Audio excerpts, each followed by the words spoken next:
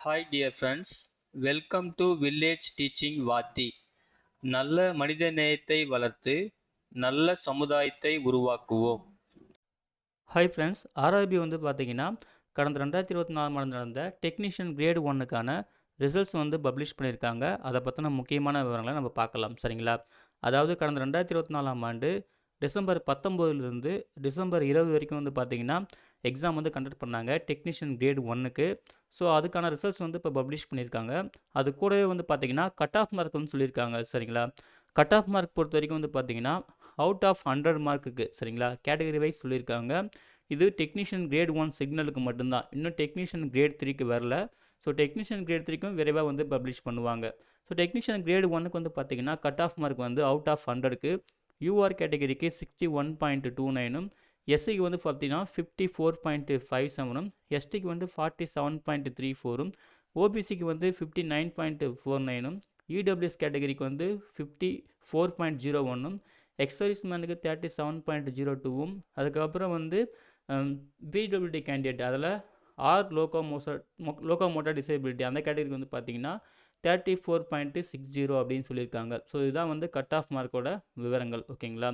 மேற்கொண்டு பார்த்தீங்கன்னா யாரெல்லாம் ஷார்ட் லிஸ்ட் ஆயிருக்காங்கன்னு சொல்லிட்டு இந்த பிடிஎஃப் ஃபைலில் நீங்கள் தெரிஞ்சுக்கலாம். உங்கள் ரோல் நம்பர் சரிங்களா, அதாவது பார்த்தீங்கன்னா உங்கள் ஹால் டிக்கெட் இருக்குது பார்த்தீங்களா, உங்களுக்கு ஹால் டிக்கெட் இருக்கும். சிபிடி அட்டன் பண்ணும்போது அந்த ஹால் டிக்கெட்டில் அந்த ரோல் நம்பர்னு இருக்கும். சரிங்களா?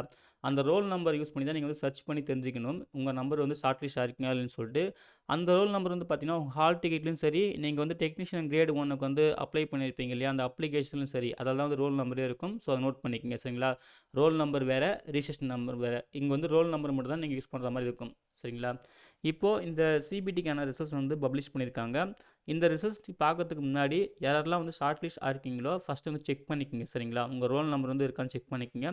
மொத்தமாக பார்த்தீங்கன்னா 48 கேண்டிடேட் தான் ஷார்ட் லிஸ்ட் பண்ணியிருக்கோம் அப்படின்னு சொல்லியிருக்காங்க. சரிங்களா? அதையும் பார்த்துக்குங்க. அதுக்கு பிறகு பார்த்தீங்கன்னா சில முக்கியமான பாயிண்ட்லாம் சொல்லியிருக்காங்க. அந்த பாயிண்ட்லாம் நான் சொல்கிறேன், அதை நோட் பண்ணிக்கோங்க. இப்போது இங்கே யாரெல்லாம் ஷார்ட் லிஸ்ட் ஆயிருக்கீங்களோ அந்த கேண்டிடேட்லாம் பார்த்தீங்கன்னா டாக்குமெண்ட் வெரிஃபிகேஷனுக்கும் மெடிக்கல் எக்ஸாமுக்கும் அப்பியர் ஆகிற மாதிரி இருக்கும். ஸோ அதுக்கான கலெக்டர் பார்த்தீங்கன்னா உங்களுக்கு மெயில் மூலியமாகவும் இன்டிமேட் பண்ணுவோம். உங்கள் ரிஜிஸ்டர்ட் மெயில் ஐடி, உங்கள் ரிஜிஸ்டர்ட் மொபைல் நம்பர் மூலிமா நாங்கள் இன்டிமேட் பண்ணுவோம். நீங்கள் அஃபிஷியல் வெப்சைட்லேயும் டவுன்லோட் பண்ணிக்கலாம் அப்படின்னு சொல்லியிருக்காங்க. அந்த ஹால் டிக்கெட்டில் பார்த்தீங்கன்னா டேட் இருக்கும், ரிப்போர்ட்டிங் டைம் இருக்கும். சரிங்களா? அப்புறம் அந்த அட்ரஸ் டீட்டெயில்ஸ் எல்லாமே அதில் இருக்கும் அப்படின்னு சொல்லியிருக்காங்க. ஸோ அதை படி நீங்கள் டாக்குமெண்ட் வெரிஃபிகேஷன்ஸுக்கும் மெடிக்கல் எக்ஸாமுக்கும் வரலாம் அப்படின்னு சொல்லியிருக்காங்க. அப்புறம் முக்கியமான பாயிண்ட் பாருங்கள், தேர்ட் பாயிண்ட்டில். அப்புறம் டாக்குமெண்ட் வெரிஃபிகேஷன் கம்ப்ளீட் ஆயிடுச்சுன்னா அப்புறம் நெக்ஸ்ட் டேயில் பார்த்தீங்கன்னா உங்களுக்கு மெடிக்கல் எக்ஸாம் இருக்கும் அப்படின்னு சொல்லியிருக்காங்க. இந்த மெடிக்கல் எக்ஸாம் பார்த்தீங்கன்னா ரயில்வே ஹாஸ்பிட்டல்ஸ்க்கான சில நாமினேட்டட் ஹாஸ்பிட்டல்ஸ் இருக்குது. ஸோ அந்த ஹாஸ்பிட்டல்ஸ் தான் உங்களுக்கு மெடிக்கல் எக்ஸாம் இருக்கும். ஸோ இதுக்காக ஒரு 3 to 4 டேஸ் நீங்கள் ஸ்பெண்ட் பண்ணுற மாதிரி இருக்கும். அதாவது document verification plus medical exam இது ரெண்டுத்துக்கும் சேர்த்து ஒரு 3லேருந்து 4 நாள் வரைக்கும் நீங்கள் ஸ்பெண்ட் பண்ணுற மாதிரி இருக்கும். அதுக்கேற்ற மாதிரி நீங்கள் அரேஞ்ச் பண்ணிக்கணும் அப்படின்னு சொல்லியிருக்காங்க. ஃபோர்த்து பாயிண்ட்டுக்கு பார்த்தீங்கன்னா நீங்கள் ஃபீஸ் பே பண்ணுற மாதிரி இருக்கும். சரிங்களா? அதாவது மெடிக்கல் எக்ஸாமுக்கு பார்த்தீங்கன்னா ஒரு கேண்டிடேட்டுக்கு 24 ரூபா தான் பே பண்ணணும். வெறும் 24 ரூபா தான். வேறு எந்த எக்ஸ்ட்ரா சார்ஜஸும் கிடையாது. இன்கேஸ் ஒரு ரேர் கேஸ், ஓகேங்களா, உங்களுக்கு ஏதாவது எக்ஸாம் பண்ணணும், அதாவது சிடி ஸ்கேன் இல்லை அல்ட்ராசவுண்டு இந்த மாதிரி டெஸ்ட்லாம் பண்ணணும் அப்படின்ற பட்சத்தில் மட்டும் உங்களுக்கு தனியாக பேமெண்ட் பே பண்ணுற மாதிரி இருக்கும். அது அவைலபிளாக இருந்தால் மட்டும்தான். சரிங்களா? உங்களுக்கு தேவைப்பட்டால் மட்டும். ஸோ அதுக்கு மட்டும் தான் நீங்கள் பே பண்ணுற மாதிரி இருக்கும்.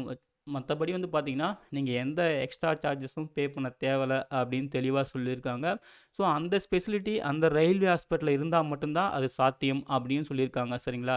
ஸோ மற்றபடி நீங்கள் பே பண்ண வேண்டிய ஃபீஸ் பார்த்தீங்கன்னா வெறும் 24 ரூபா மட்டும்தான் நீங்கள் பே பண்ணணும் அப்படின்னு தெளிவாக சொல்லியிருக்காங்க. அதையும் பார்த்துக்குங்க. அதே போல் யாரெல்லாம் ஷார்ட் லிஸ்ட் ஆயிருக்கீங்களோ டாக்குமெண்ட் வெரிஃபிகேஷன்ஸ்க்கு நீங்கள் பார்த்தீங்கன்னா உங்கள் ஒரிஜினல் டாக்குமெண்ட், சரிங்களா, ஒரிஜினல் சர்டிஃபிகேட்டு, அது கூட பார்த்தீங்கன்னா 2 செட்டு, சரிங்களா, 2 set self attested photo copy A4 size, ஓகேங்களா, அந்த மாதிரி.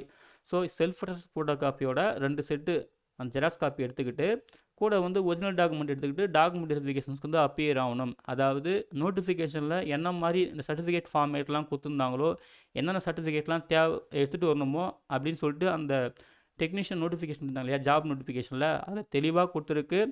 அதெல்லாம் நீங்கள் தெளிவாக செக் பண்ணிவிட்டு கரெக்டான டாக்குமெண்ட் கொண்டு வாங்க அப்படின்னு சொல்லியிருக்காங்க. கூட வந்து ஹால் டிக்கெட்டும் வந்து கொண்டு வரணும்னு சொல்லியிருக்காங்க. அதையும் பார்த்துக்குங்க. அதே போல் கேண்டிடேட் வந்து பார்த்தீங்கன்னா, இந்த ஷார்ட் லிஸ்ட் ஆன கேண்டிடேட் வந்து பார்த்தீங்கன்னா, நீங்கள் வந்து உங்கள் ஃபோட்டோ அண்ட் சிக்னேச்சர் வந்து ட்ரூ கலர் சரிங்களா, நல்லா கலர் ஃபோட்டோ சிக்னேச்சர் வந்து பார்த்தீங்கன்னா அப்லோட் பண்ணுற மாதிரி இருக்கும். அதாவது டாக்குமெண்ட் வெரிஃபிகேஷன் போர்ட்டலில் வந்து அதுக்கான லிங்க்குமே கொடுத்துருக்காங்க. ஸோ நீங்கள் வந்து அப்லோட் பண்ணிவிடுங்க. ஓகேங்களா.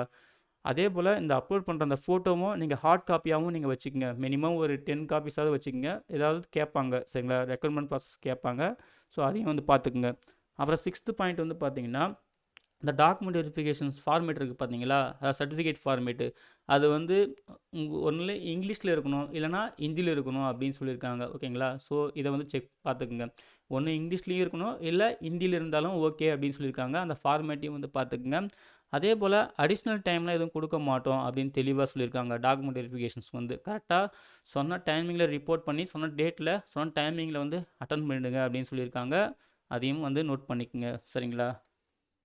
அதே போல் இங்கே வந்து யாரெல்லாம் வந்து ஷார்ட் லிஸ்ட் பண்ணியிருக்குமோ அந்த ரோல் நம்பர் பேஸ் பண்ணி சரிங்களா, நீங்கள் என்ன பண்ணுறீங்கன்னா உங்கள் ரிஜிஸ்ட்ரேஷன் நம்பர், இந்த 7th பாயிண்ட் பாருங்கள், உங்கள் ரிஜிஸ்ட்ரேஷன் நம்பர் உங்கள் டேட் ஆஃப் பர்த் யூஸ் பண்ணி நீங்கள் ஆர்ஆர்பி வெப்சைட்டில் வந்து போயிட்டு லாகின் பண்ணி உங்கள் இண்டிவிஜுவல் ரிசல்ட்ஸ் ஸ்கோர் கார்டை வந்து பிரிண்ட் எடுத்து வச்சுக்கோங்க. அதுவுமே யூஸ்ஃபுல்லாக இருக்கும். இந்த ஃபெசிலிட்டி வந்து பார்த்தீங்கன்னா மார்ச் 20, 2025 வரைக்கும் தான் இருக்கும். ஸோ அதுக்குள்ளே நீங்கள் செக் பண்ணி உங்கள் ஸ்கோர் கார்டு வந்து பிரிண்ட் பண்ணி வச்சுக்கோங்க அப்படின்னு தெளிவாக சொல்லியிருக்காங்க. சரிங்களா. அப்புறம் 8வது பாயிண்ட் வந்து பார்த்தீங்கன்னா, இப்போ ஷார்ட் லிஸ்ட் ஆன கேண்டிடேட்லாம் வந்து பாருங்கள், நீங்கள் வந்து ஷார்ட் லிஸ்ட் ஆகிட்டீங்க. அப்போ அதுக்கு பிறகு வந்து பார்த்தீங்கன்னா எந்த விதமான ஒரு மால் ப்ராக்டிஸ் விஷயத்துலையோ இல்லை ஒரு ஃப்ராடு விஷயத்துலையோ வந்து இன்வால்வ் ஆகாமல் பார்த்துக்குங்க. இன்கேஸ் அப்படி இன்வால்வ் ஆனீங்கன்னா எந்த ஸ்டேஜ்லேயும் உங்கள் ரெக்குயர்மெண்ட் வந்து நாங்கள் கேன்சல் பண்ணுவோம் அப்படின்னு சொல்லியிருக்காங்க. கேர்ஃபுல்லாக இருந்துக்குங்க. சரிங்களா. அப்புறம் யாரெல்லாம் வந்து ஷார்ட் லிஸ்ட் ஆகலையோ அன்சக்ஸஸ்ஃபுல் கேண்டிடேட்டுக்கு வந்து பார்த்தீங்கன்னா நாங்கள் வருத்தம் மட்டும் தெரிவிக்கிறோம். ட்ரை பண்ணிகிட்டே இருங்க. கண்டிப்பாக வெற்றியும் உங்களுக்கு ஒரு நாள் நிச்சயம் கிடைக்கும் அப்படின்ற மாதிரி சொல்லியிருக்காங்க. சரிங்களா. அதே போல் 10th பாயிண்ட் வந்து பாருங்கள், இங்கே வந்து நாங்கள் சொன்ன மாதிரி ஏற்கனவே சொல்லியிருக்காங்க, மெடிக்கல் எக்ஸாம் ஃபீஸ் மட்டும் ரூ. 24 பே பண்ணணும். மற்றபடி எந்த ஃபீஸும் கிடையாது. ஸோ அந்த விஷயத்தில் கிளியராக இருந்துக்குன்னு சொல்லியிருக்காங்க. 11th பாயிண்ட் வந்து பார்த்தீங்கன்னா, இந்த ஃப்ராடு சரிங்களா, இந்த மாதிரி ஃபேக்கான இன்ஃபர்மேஷன், இந்த ஃப்ராடு பண்ணுறவங்களாம் வந்து நம்பாதீங்க. ஒன்லி ஆர்ஆர்பி வெப்சைட் வந்து கரெக்டாக வந்து செக் பண்ணிகிட்டே இருங்க. அந்த சோர்ஸை மட்டும் நம்புங்க அப்படின்னு தெளிவாக சொல்லியிருக்காங்க. சரிங்களா. ஸோ இவ்வளோ தான் ஃப்ரெண்ட்ஸ். ஸோ அந்த ரோல் நம்பர்ஸ்லாம் அங்கே இருக்குது. ஷார்ட் லிஸ்ட் ஆன கேண்டிடேட்டுக்கலாம் எல்லாருக்கும் wish you all the best. So கரெக்டாக செக் பண்ணிவிட்டு இந்த டாக்குமெண்ட், இந்த பிடிஎஃப் ஃபைலில் கொடுத்துருக்கிற இன்ஸ்ட்ரக்ஷனை தெளிவாக வந்து பார்த்துக்குங்க. அப்புறம் ஃப்ரீக்வெண்ட்டாக வந்து செக் பண்ணுங்கள். டாக்குமெண்ட் வெரிஃபிகேஷன்ஸ்க்கும் மெடிக்கல் எக்ஸாமுக்கும் கரெக்டாக டேட் அண்ட் டைம்லாம் மென்ஷன் பண்ணி ஹால் டிக்கெட்டில் கொடுப்பாங்க. அதுக்கான இன்டிமேஷனும் உங்களுக்கு மெயில் ஐடியில் உங்கள் ரிஜிஸ்டர்டு மொபைல் நம்பரில் எல்லாமே இன்டிமேட் பண்ணுவாங்க. ஸோ வந்து குயிக்காக வந்து எதிர்பார்க்கலாம். சரிங்களா. ஓகே ஃப்ரெண்ட்ஸ், இந்த நோட்டிஃபிகேஷன்ஸ், இந்த பிடிஎஃப் ஃபைல்ஸ் வந்து டவுன்லோட் பண்ணுறதுக்கான லிங்க்கையும் அதே போல் உங்கள் ஸ்கோர் கார்டும் செக் பண்ணுறதுக்கான அந்த லிங்க்கையும் இந்த வீடியோ டிஸ்கிரிப்ஷனில் தரேன். செக் பண்ணி நீங்களும் யூஸ் பண்ணிக்கோங்க. எல்லாருக்கும் wish you all the best. Thank you.